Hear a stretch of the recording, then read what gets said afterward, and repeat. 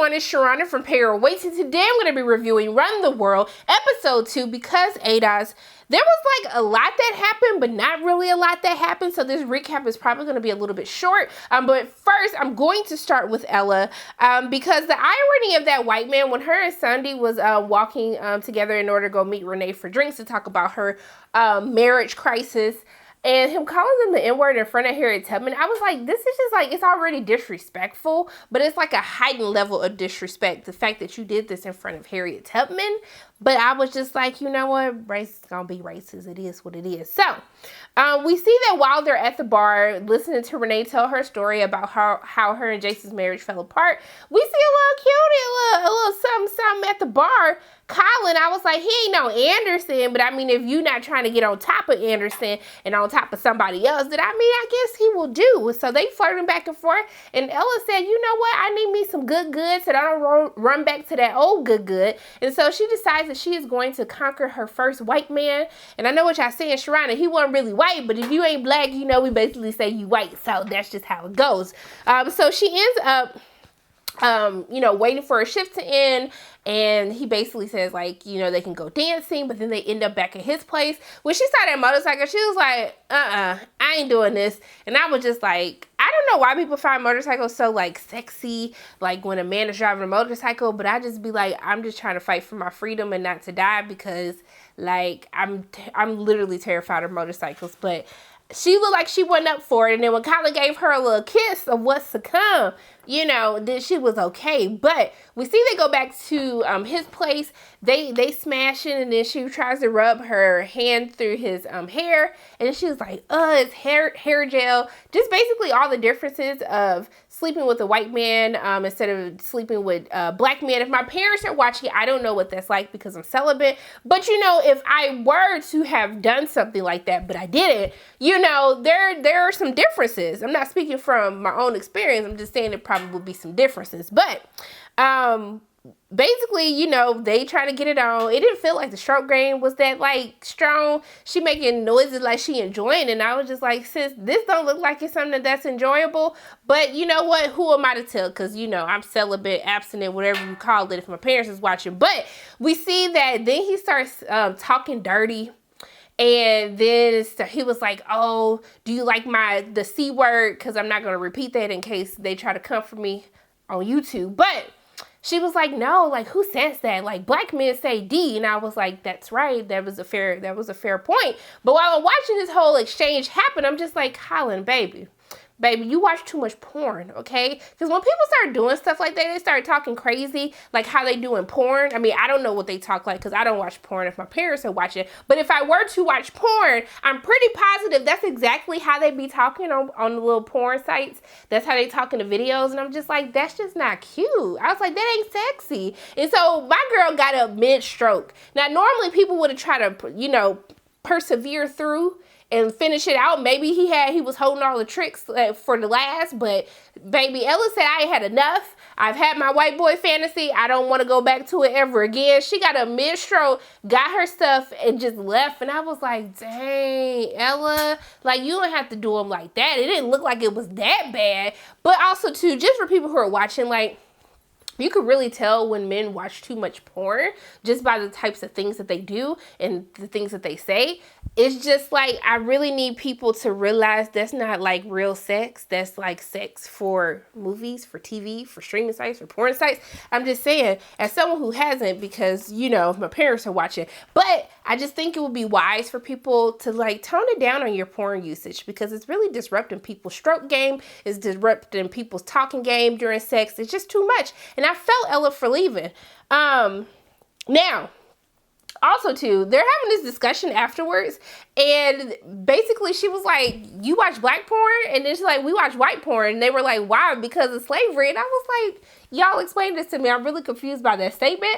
I didn't understand where it came from. I mean, I guess. Let me know in the comment section below. Do you watch white porn? Like, white people have sex on porn? Do you watch black people have sex on porn? Let me know in the comment section below. Is this true? Is it not true? Just let me know. You know, just help me see the truth of what people should actually be watching.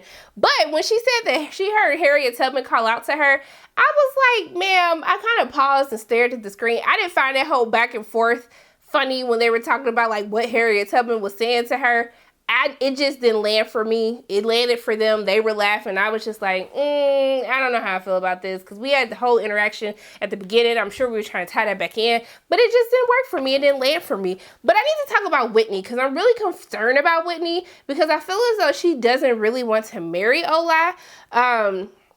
And so we see that she is having this conversation with him on the phone. They're having like this cute back and forth, but I don't feel the love happening in all of this, even though he's trying to show his abs and stuff. I was like, okay, Ola, well, if Whitney don't want you, baby, you can come on over to my place so we can have some nice little babies and introduce them to the African culture. Because when you saw his aunties, like, and she was late to that meeting them, I was like, sis, that ain't the way to go. That's not a good move. But, you know, he planned this dinner for her to meet his aunts, to meet more of his family, understand his culture. And so she gets tied up because her boss wants her to attend this client dinner because the client really likes her and they're trying to keep his business and invest more money because she works for a private, no, that's Jason that I'm thinking about.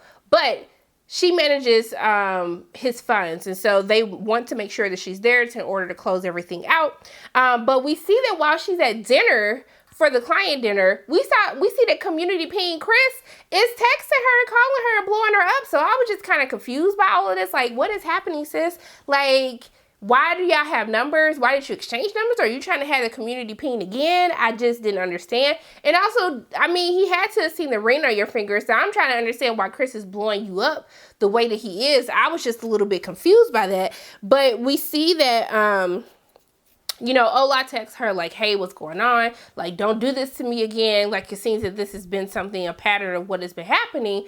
And so we see that she ends up then going to the club with them. I was like, nah, ma'am, you needed to tell him that you had to be somewhere for your wedding, like meeting his family, and I'm sure he would have let you go. But it felt like she was trying to avoid and run away from the fact of actually having to meet his family to keep doing wedding plans. It just feels as though that Whitney doesn't really want to marry Ola. And so we see at the end of the episode, after she takes Rada home, who is mistaken Altoids for Molly, we see that she takes her home, and then after she's having a conversation with her girlfriend, she says like she doesn't think that she's ready to get married. And I was just like, well, I'm glad you had this realization, because the whole time you have not been giving me madly in love, ready to marry this fine specimen of a man. I wasn't feeling it at all. So you saw she was already getting tensed up when a coworker was talking about how, you know, she's marrying her prince and how she's not going to come back to work. She's going to have babies and be so happy. And I was just like, sir,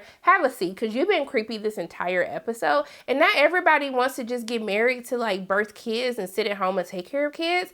Like, some people loves kids, but they would like to work as well and have a life outside of just being a wife and a mother. And that's okay. But let's talk about Renee. Oh, side note, Sonny got pink eye because Matthew put it in her face. I was just like, wow, like that's such a daredevil of you.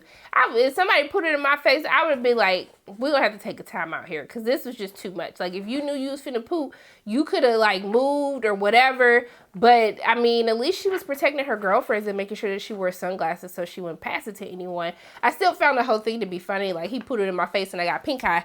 I never heard that one. But let's talk about Renee, because we finally get to meet Renee's husband, Jason, who's fine too. I will say, y'all done found some very fine specimens in this TV series for me to look at respectfully. But they're having sex basically, and then she tries to do this reverse cowgirl trick so she doesn't dismount. So she flips her leg over, and as she's flipping her leg over, she ends up hitting Jason in the face, in the nose. He all upset. Then they get into this whole argument because she was like, hey, I'm trying to spice things up for you. And I was like, you know what, girl? E for effort, okay? Because that was very talented on what you attempted to do. You had a nice little fit on. You was looking good. I was like, go ahead and ride it. Ride that pony. But Jason wasn't feeling it. So we see that she tells her girlfriend she wants to get divorced, and they're just not happy in the marriage. You know, when she met Jason, he got an MBA from Wharton. He went to Stanford. He was a private equity manager. You know, he was the ideal representation of who she wanted to have in a partner. But he gave it all up when he decided that he wanted to manage this group, and he put all his time and effort and resources into doing that, and that's not necessarily what she signed up for. Now, at first, I was kind of on Jason's side for this whole conversation because I know what it means to believe in yourself so much that you go against the norm or what people think is an acceptable living. Especially for me, I used to work in corporate America. I still do low key, but you know, just my whole vision of what I wanted to do with the rest of my life, all of that changed. And so we see that he basically says that, you know, you don't respect what I do. You don't respect me. You don't respect my dreams unless they align with yours. And so I was fine with all of that until we got to the point where Jason started talking about the plight of the black man and how all of this was in relation to slavery and that he was tired of the whole independent woman thing. And I was just like, now see, Jason, you lost me here. Renee had me dying laughing when she was searching all over the house. And he was like, what are you looking for? She was like, I'm trying to figure out how the hell you didn't came to the whole point of slavery as an issue in our relationship. And I was like, girl, because I'm trying to figure this out too. How did we get hooked on slavery for why you ain't ish now? Now, both of them technically ain't ish because I do feel as though that there should have been a realistic conversation, you know, that Renee had with Jason. I don't know if that happened or not,